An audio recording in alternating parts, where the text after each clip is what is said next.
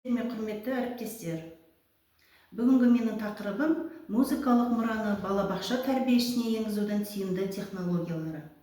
Мақсаты: балабақшадағы оқу-тәрбие үрдісіне ұлттық музыкалық мұраны тиімді технологиялар арқылы қолдану, балалардың ұлттық эстетикалық талғамын және музыкалық қабілеттерін дамыту. Ұлттық музыкалық мұраны енгізудің педагогикалық негіздері: табиғилық, сабақтастық, қолжетімділік.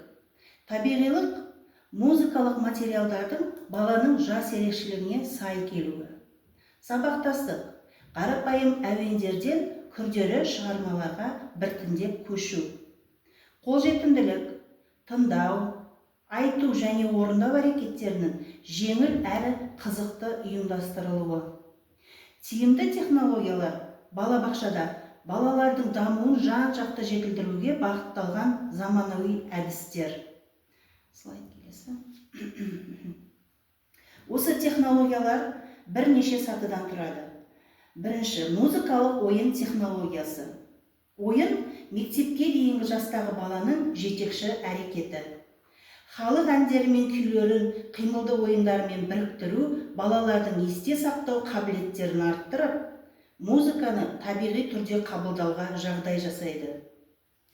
Тағы да осындай бір технологияның түрі ол кіріктірілген оқу іс-әрекеті.